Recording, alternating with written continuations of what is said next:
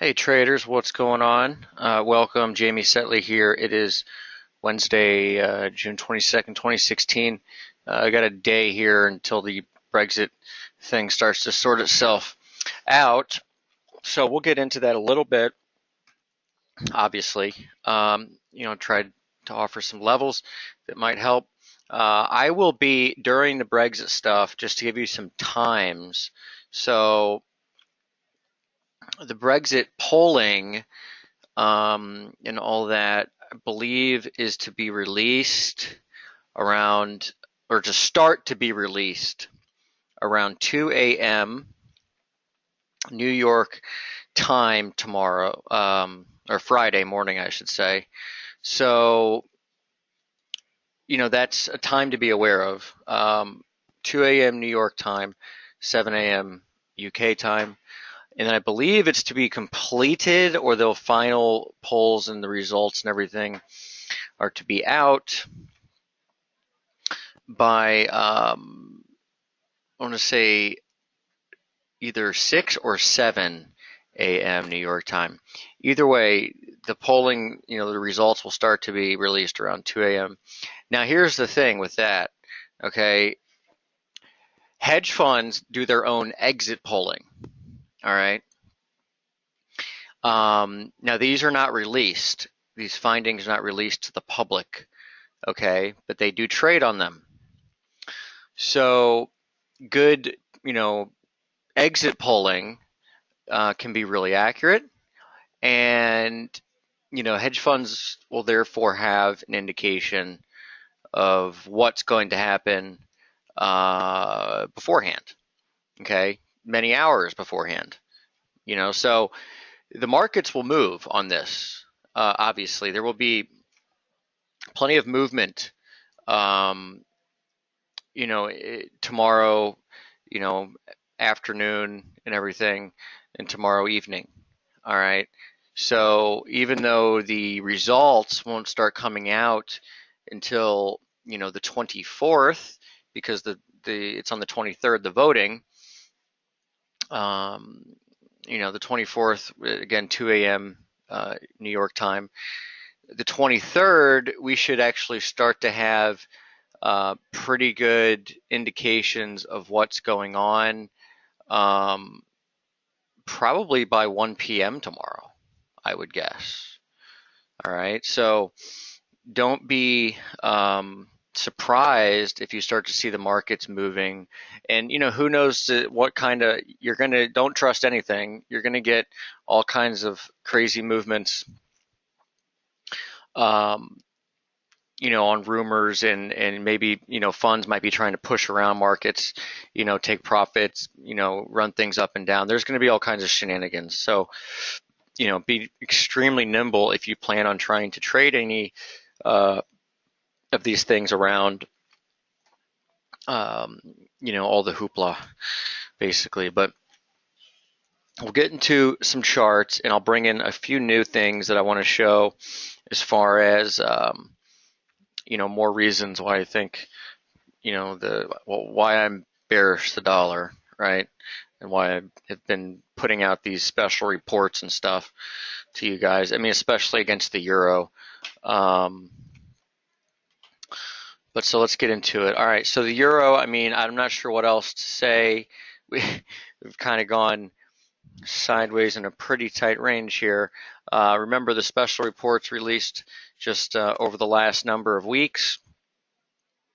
You do have, an extreme tightening, if you will, as far as the 52-week range is, contracted to a point in time and in size where, again, we should be looking, for a resolution to this range, right? And if you didn't read the report, or if you just were confused, this is just a quick showing of what I was talking about, and that's that you've gone sideways now, and defining sideways is not making a 52-week high or low on a closing basis for 67 weeks now. This would be the 67th week, okay? And the only longer consolidation was actually the bottoming process back in 2000 to 2002. Okay, late 2000 to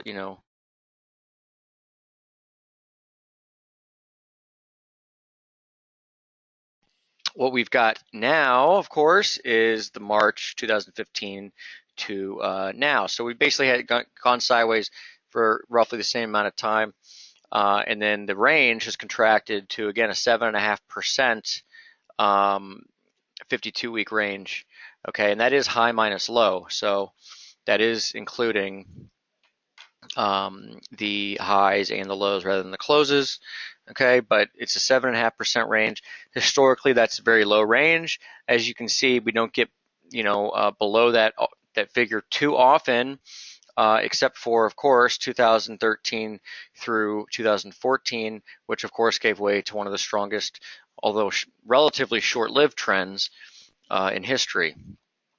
So, a chart like this actually kind of puts in perspective how kind of Jekyll and Hyde-ish, if you will, market conditions have been from basically, third quarter 2013 to now. Okay, whether you're looking at the euro or the dollar index, virtually, the same thing here.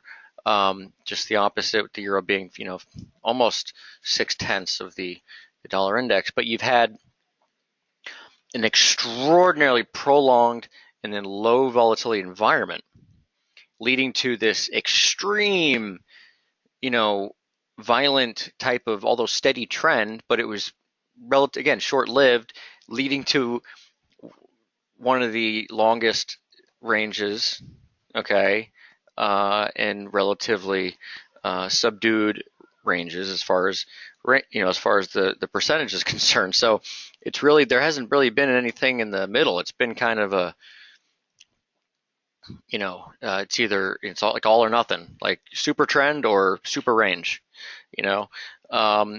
but my thinking is that you're going to get out of this, the resolution of this range will be a range expansion, which means trend, and hopefully we get a solid, trend with, opportunities to kind of get, in on dips and whatnot, rather than the straight line move that you had that characterized the latest trend, which was a dollar uptrend and euro downtrend, right?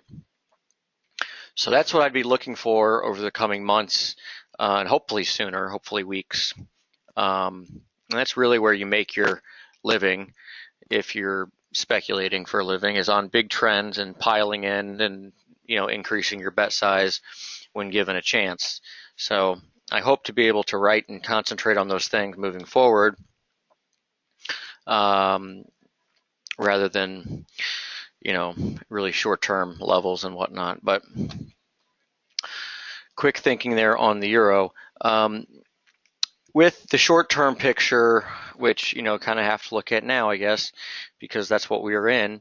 But, we came into the week thinking kind of 1350s resistance. The high so far is 1382. We did go up through there on Monday, pulled back and sideways, obviously, here into the last final hours, if you will, before the Brexit resolution. A level that I'll throw out there, though, as far as support, I still think you could see 1188, 1190 or so. Notice that we just came into the weekly opening price, which is 1328, okay, and we've come off just the last hour. But here's, if you just do a really short-term measurement, you do get, let's say that you do have an impulse here, okay, and again, not sure if that's the case. This is really short-term, and you've got all kinds of market risk with Brexit. You could get spikes on both sides of the market with euro and pound, and really anything, to be quite honest. Okay, but 1190 is where you get two equal legs down. That also happens to be the lows that you had here, last week, middle or early last week. So maybe that 1190 is an area to pay attention to. Really, down here, what's this, 1130, 1136, month open, daily reversal support, spike lows last week.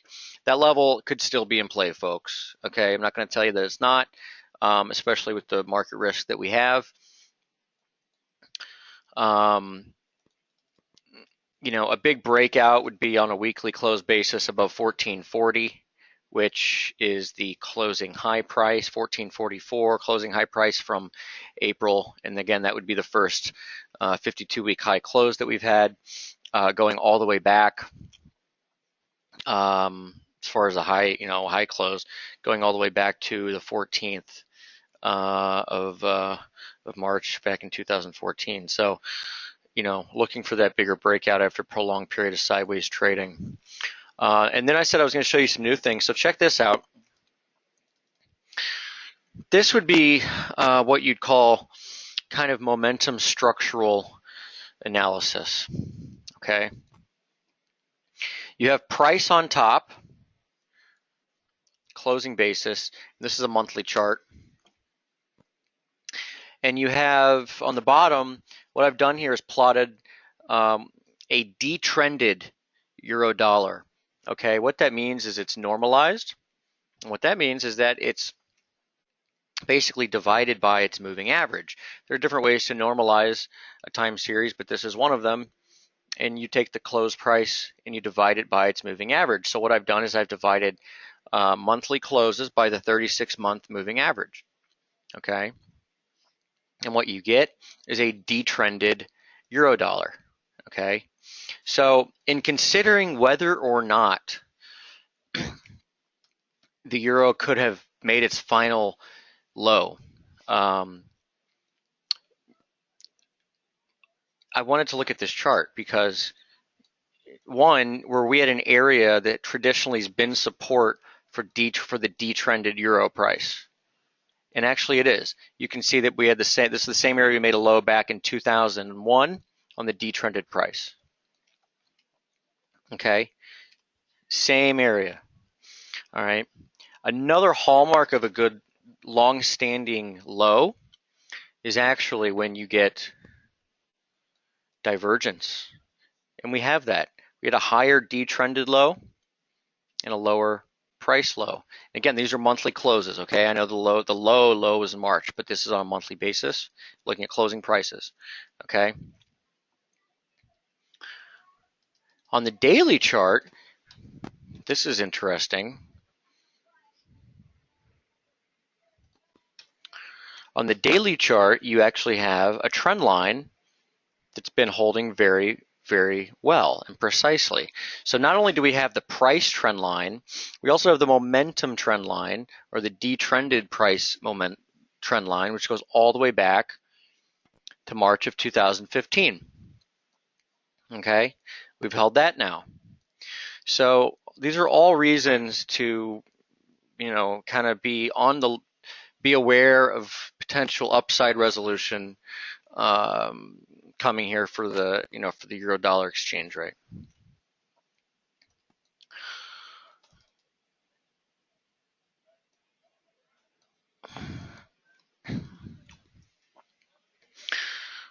I'll look at pound dollar. I want to save all the pound stuff towards the end just so I can do it all at once. Aussie dollar, I just want to buy weakness, folks, on this. I guess you could try to be short up here. We are at resistance. I tweeted that out this morning that you're at resistance, and we have come off. I think that the big spot to buy is still going to be this 50 line. It might not be 73.90s. It might be 74. Here's another short-term chart. And what we've done here is we are looking at two slopes but with the same drawing points. In other words, we've got, this is the low from the 24th, the high from 6.9, and the low from last week on the 16th. Okay, and one of them is, the modified Schiff method of drawing the slope, which is just a trend line. And that's actually touches a bunch of stuff here. So I think that might be the right one to follow. The other one is just your regular Andrews line. Okay. What's interesting is that they kind of coincide at what seems like important levels. So the median line from the Andrews line and the 50 line from the modified Schiff have actually both kind of, now interacting as resistance. The median line from the modified Schiff was support last night. Okay. Any sort of, pullback into this could be support, but I do think the stronger support, especially with, still having a gap and still having all this event risk ahead of us, I still think is going to be down here near 74. Okay, it's the high down here as well. All right. And then here's another way to look at it from a wave count perspective. Let's say even if we do have bigger lows around the corner, and I'm not so sure we do anymore, but even if we do, you're still likely to go a little higher anyway, because two equal legs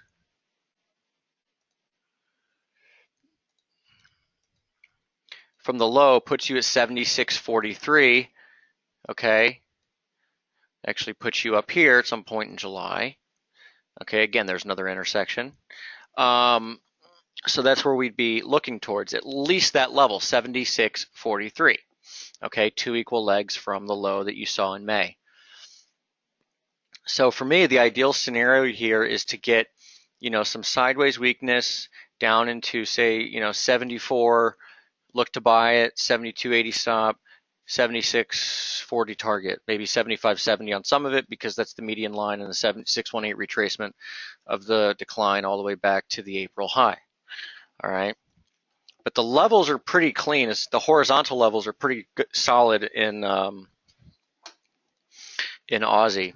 And again, as I mentioned, from the wave perspective, if you've got, they say this is big wave A, wave B, three wave down, probably part of wave C, but this would probably be wave 1 of C, retrace wave 2 of C, if we just put a top in, like a minor top, and we may very well have, because you do have, so here's that. You would actually have 618 at 73.77, 50% at 74.05. The 74 figure is an area we were looking at anyway, right? So does that all make sense? The gap, by the way, is 73.94, so all in that area.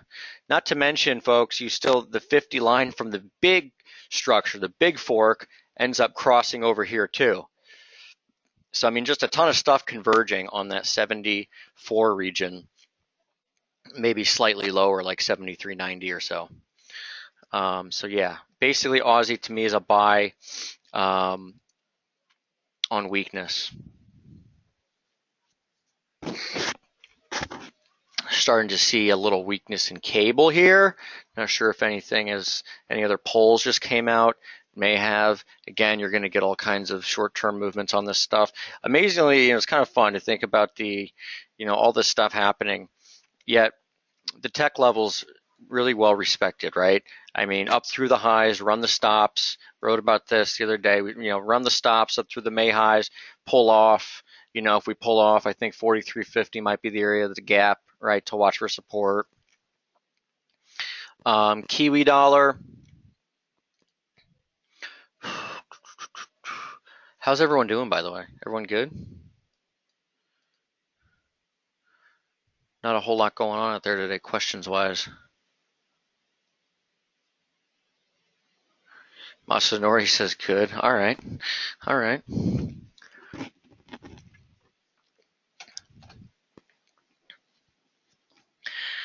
Kiwi dollar. I'm glad we haven't tried shorting this. Got my eye on a few things. 71.98. Okay.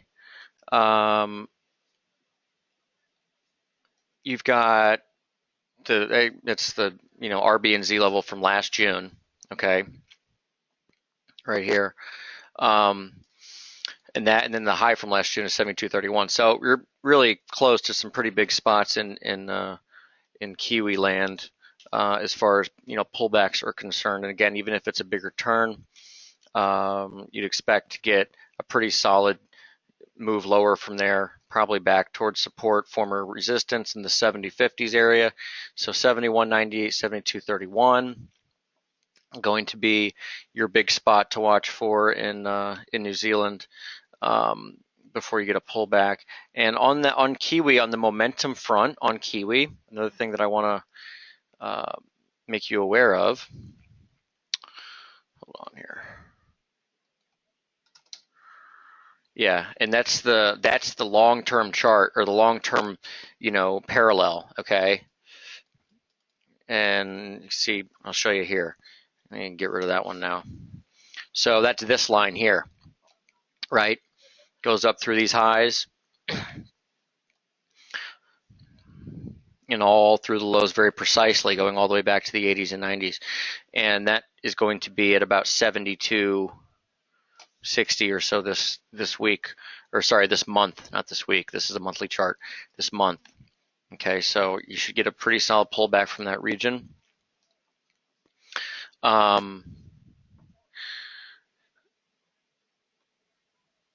Other than that, I don't, for Kiwi, it's a lot like Aussie. Like if you dip here, 70.54 is support, former highs for a long. If you,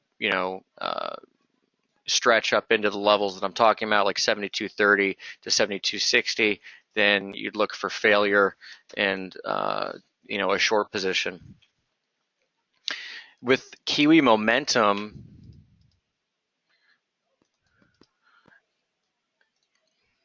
we do have momentum on the long-term basis, which has actually been pretty pathetic.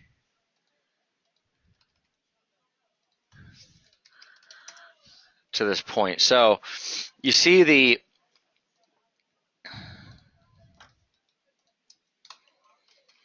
magenta circles or dots or whatever you want to call them, right? Right here, those last 2 weeks. These indicate kind of weak momentum on the upside.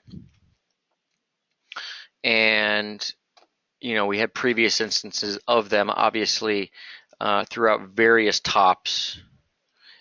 Okay, here's the thing. This stuff it's not like a signal where it's going to happen right away by any means. All right. This, for example, took months and months and months to finally play out. Okay. These back here, you got a dip and then you went to new highs. It just indicates that there's kind of some stuff in the way. Same thing here, right? You kind of went to highs, failed. So, I mean, we could see some really choppy, some really choppy back and forth. And I think that's what's going to happen. I think you're going to spend time between basically the 70.50 region, former highs, and ultimately the June high from last year and a little higher, say 72.30 to 72.60. That's really where the long-term slope is, right? And you'd be surprised by just having the long-term levels on hand and just trading at those levels. I know it's really hard to do because people want to trade all the time, but just trading at those levels, you'd do a lot better than looking at short-term charts all the time. So, for me, it really is about 71.50 to 72.30 to 70 or so.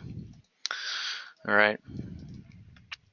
So that's kind of the area that we're in as far as Kiwi is concerned.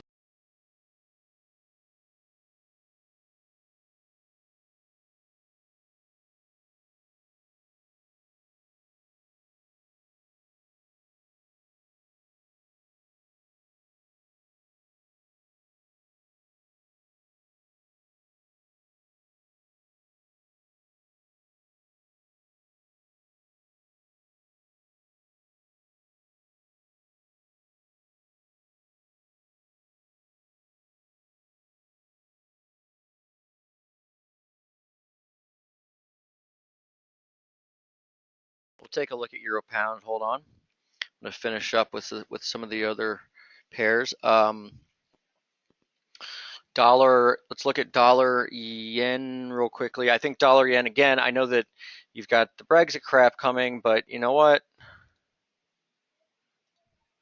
Dollar yen, I think we're at a low. Chart from the weekend. I should say I think the risk is higher, but I mean, I've thought that for a while. So you can count 13 waves down. Implication to me is that there's risk of a sharp snapback higher in dollar yen. All right, and again, the long-term charts suggest as much as well. The risk, I guess, if there is a Brexit or whatever, then you probably are going to get a full-on onslaught of risk off in a short amount of time. And in that case, you would actually want to be aware at least of 101.25 to 100 spot 74. That's the 2014 low, and then lows back in January, December 99, January 2000, February 2001, all that stuff. Even lows in 2005, 101.67. High back in April 2009, 101.44.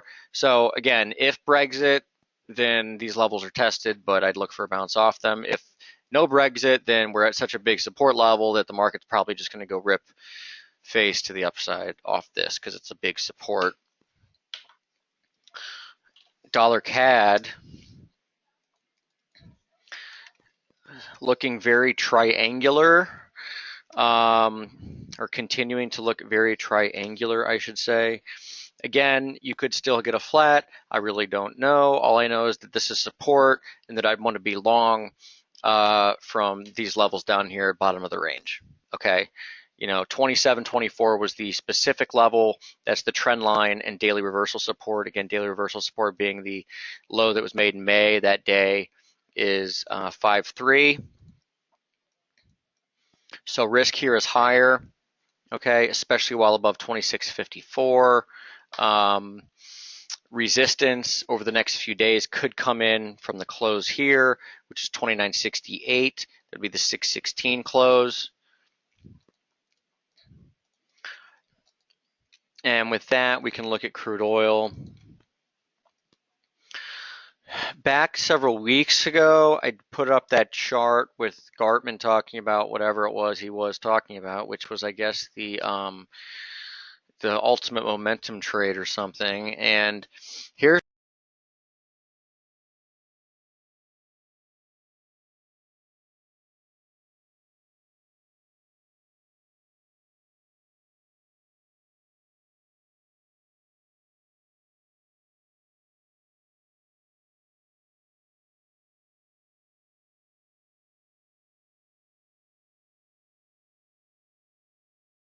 so we've pulled back, found support at the blue line. Again, if you get a remain, risk assets, including crude oil, are probably going to get bid up. If that happens, I don't know, crude probably goes up here, which is where 56, which is where I thought we'd end up topping. Okay, so on the chart, this is where it is. Now, I don't know, maybe that takes some time because the intersection wouldn't be until about mid-July. The interesting thing is that's when the seasonality turns down for crude oil too. Okay, so it might be, kind of higher in a grind or something until you get into mid-July, at which point you'd be looking for a top up at this level. Okay. So very much a work in progress as far as crude oil is concerned. All right, now I'm going to look at one more thing, S&P 500.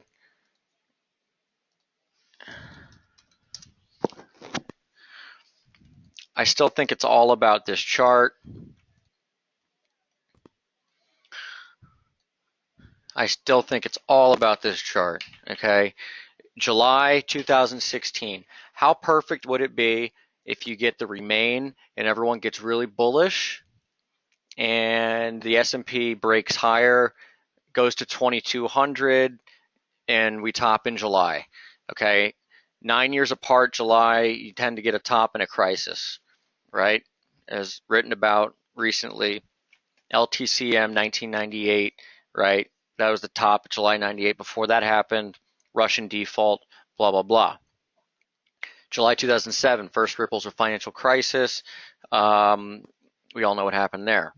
July 2016 question mark. I don't know. Maybe it has something to do with the bond market and the coming bond, collapse, which I do think probably happens. Read the long-term piece on the site if you're unfamiliar with what I'm talking about. I think something like that could happen July 2016, right? You start to get some problems that everyone starts realizing after the fact. But I don't know. The symmetry is beautiful. The slope is beautiful. It just makes for the levels beautiful, right? 2200, looking for that level to basically cap the rally and start something quite substantial on the downside, okay, from 2200 or so. So that's what I'm looking at.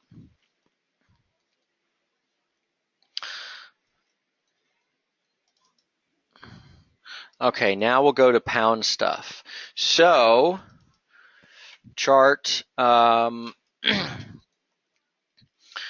First of all, daily chart, 48.15. Okay, that's the high of the year. It was the first trading day of the year. And incidentally, we are almost right back at it. We traded to within, what did we trade the other day? 47.83, so not too far from the high of the year. The trend line up here as well at 140, basically at the same level, just above 148. So that's clearly a resistance point, okay? And again, with all these polls and exit polling and stuff that's going to happen tomorrow, I will not be surprised at all if you start taking out highs and then coming off sharply, okay? Expect moves in both directions tomorrow, all right? That means running stops like there's no tomorrow, okay? So I will be online. I'm not going to be online in the morning tomorrow, like or US time. I'll be online in the afternoon, okay, and through Brexit. So it's going to be a long day for me, but I'll do my best to drink a lot of coffee and stay online throughout the day and throughout the evening as all the results and everything come out. And basically we'll be pulling all-nighter for Thursday in the US. So we'll be tweeting for you guys and giving you possible levels and trades throughout, the whole scenario. Okay. But yeah, that's what I'll be looking at first and foremost. Second would probably be up at near 2 equal legs from the low. Again, measured level. And these are all things that you're going to want to have mapped out ahead of time. I'll do that for you in the update tonight. But 49.46, okay?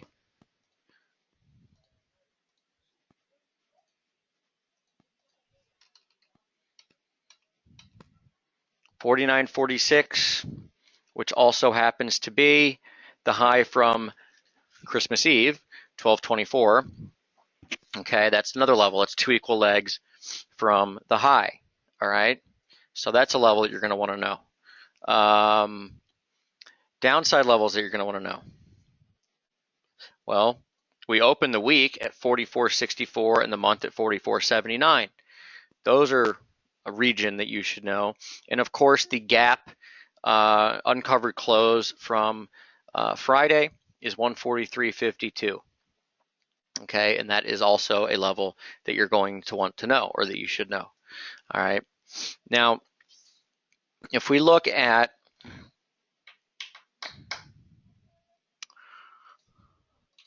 again long-term slope,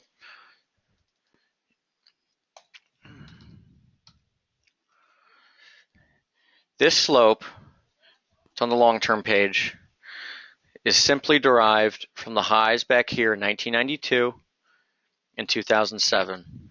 Okay? We've spent all year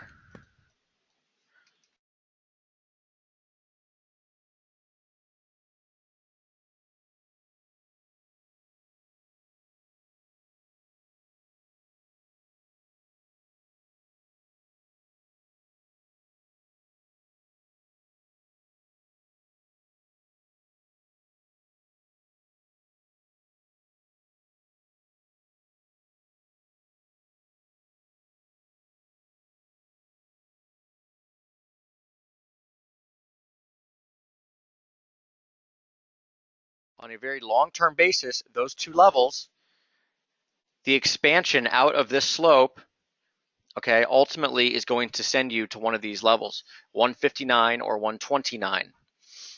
Now again, this is a monthly chart. That means you're looking for a breakout, on probably at least a weekly basis. All right, I wouldn't say monthly basis because that would be half the move could be done by then, if not all of it.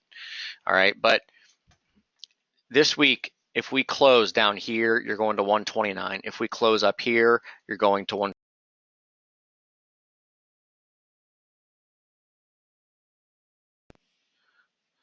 Yeah, that's how I'm approaching this. If you close up here, you're going to 159. If you close down here, you're going to 129. All right, just these big long-term slopes. What about some other pound crosses? Had a question on euro pound, so we'll look there. I want to look first at pound yen. It's probably the most interesting to me.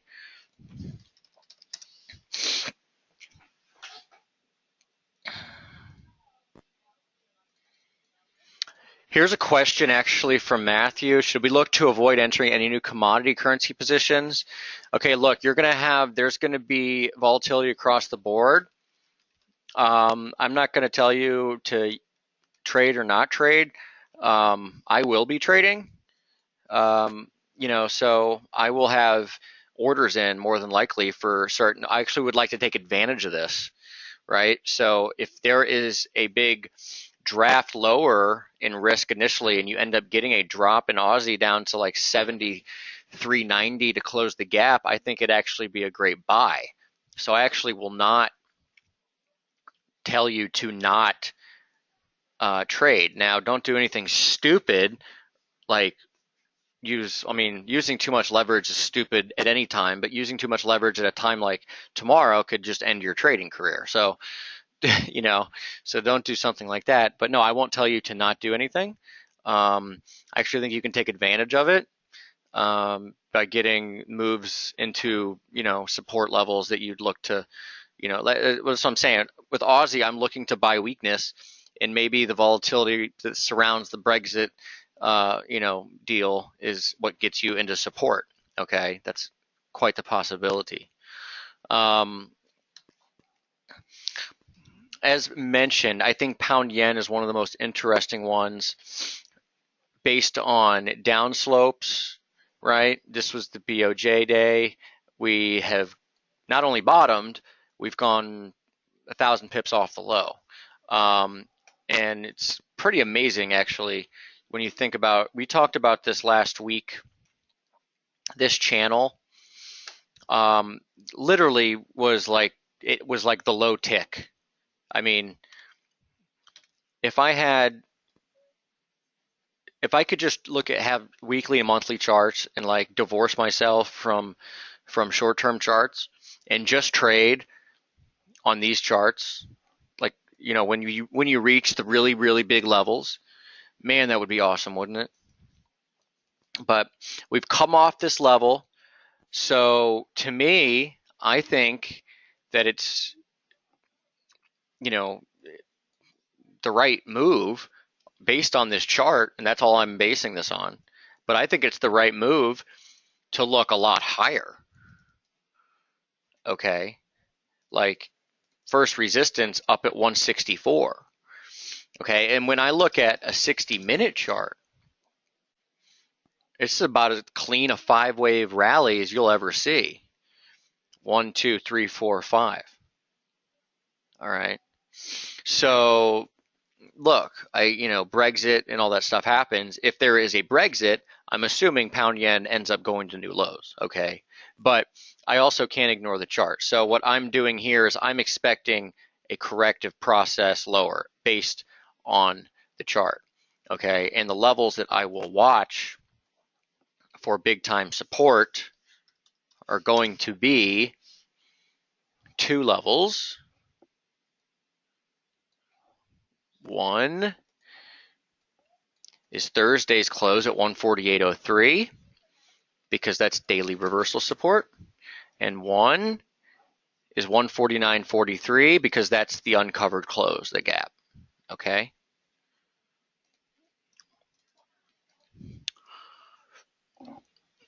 Pound CAD, of course, is another very interesting proposition.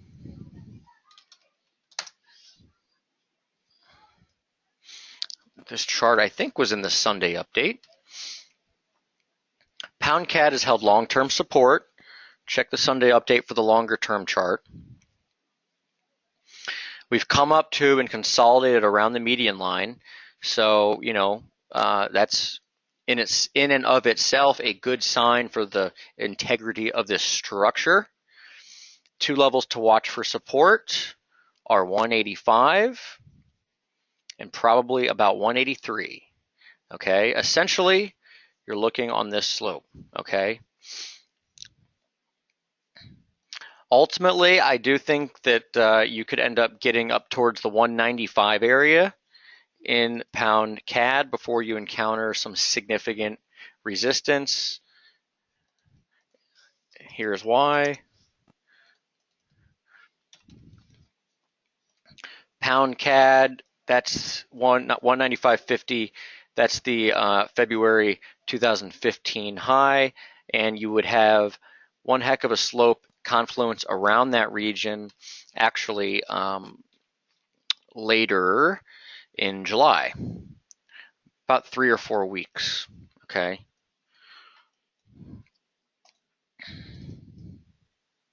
And again, we got the J spike, if you will, last week on a weekly basis, right? J spikes will go through their times when they work really well and times when they don't work at all. Like in a really strong trending market, you'll get reversals on a weekly basis that end up being completely false. Okay. Now we've already followed through on the upside on this one. Again, this is a little different situation because you've got all this political risk and everything about to happen or about to resolve itself. But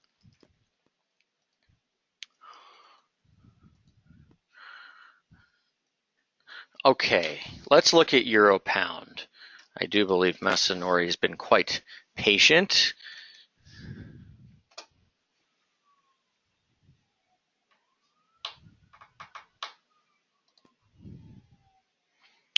Euro Pound, where have you gone? Here you are. All right.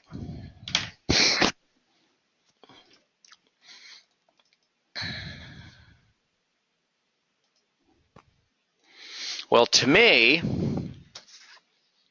I'm looking at this chart,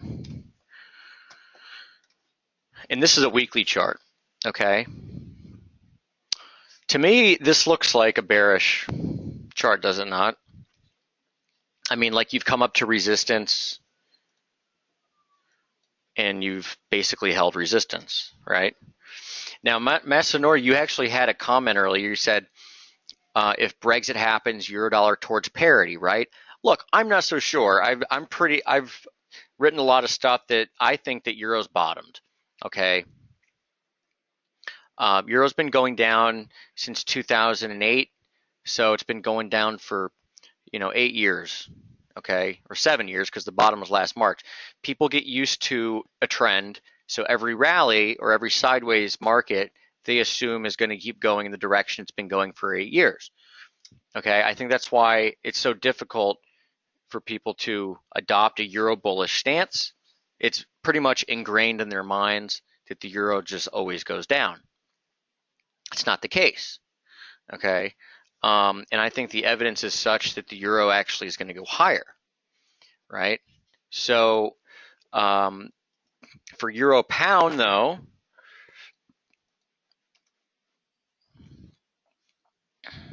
RSI reading up here.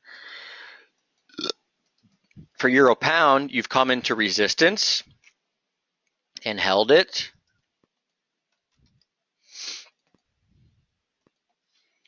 And here's the thing about euro pound, however, that would make me not necessarily so extremely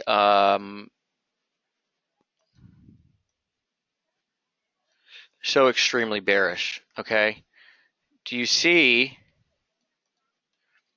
the structure of this decline, right? That's counted like this. 3 waves. A, B, C. Okay? What you might end up with is actually something like this. 1, 2, 3, 3. Oops, wrong numbers.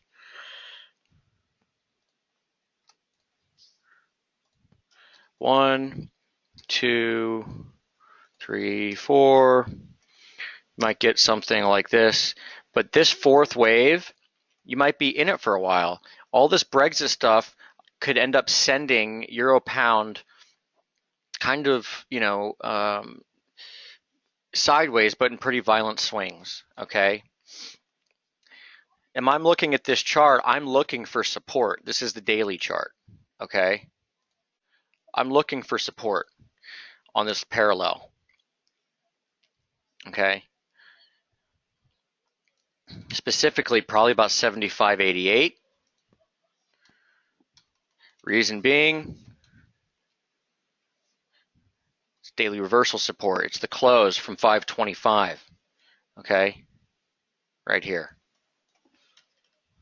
So with euro pound, you are in a daily uptrend. Okay. And, that you have been for, some time, but you are in an uptrend on the daily chart. And again, if we look at this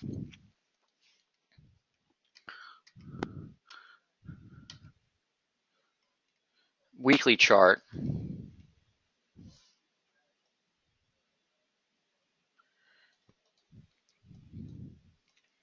you've actually got support from other slope here as well.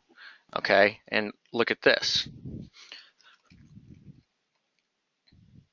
I'm going to get rid of this stuff. Okay, even that long-term slope happens to match.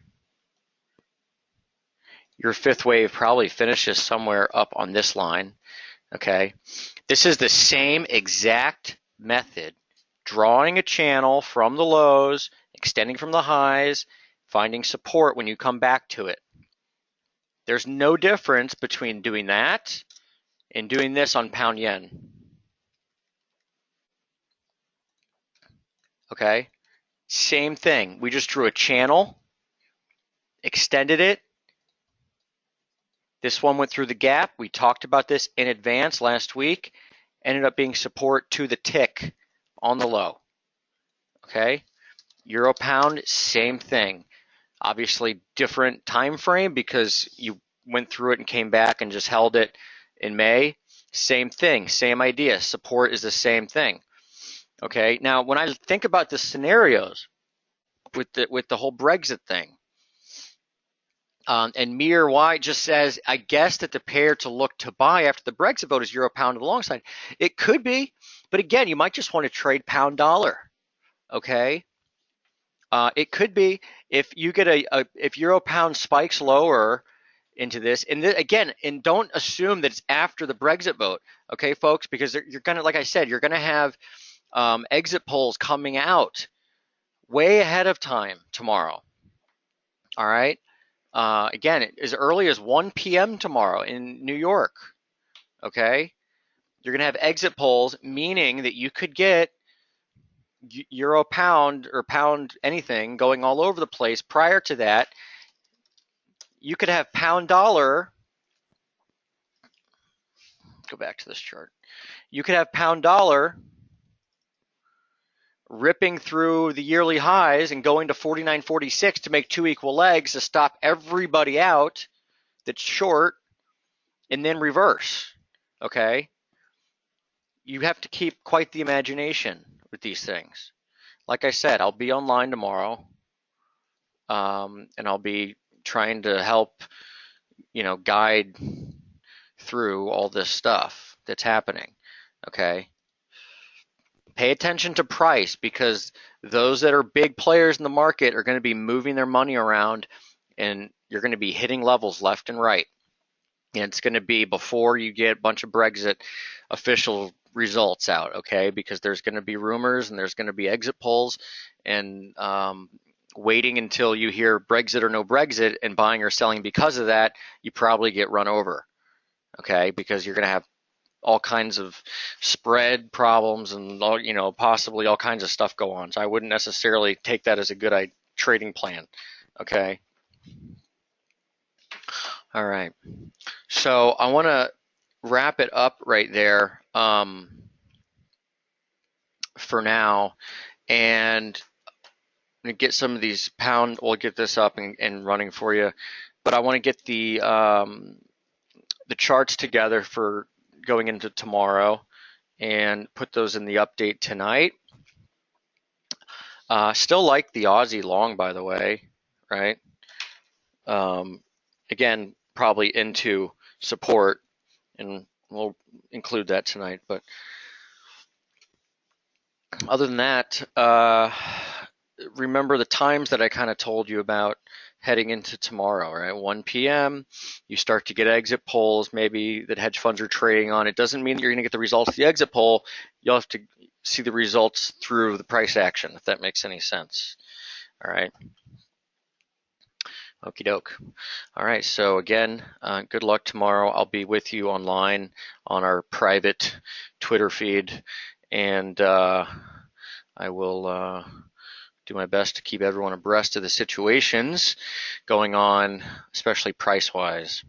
All right? Okay. Okay, so take care, and talk to you on Twitter. All right. Have a good rest of your day, everybody.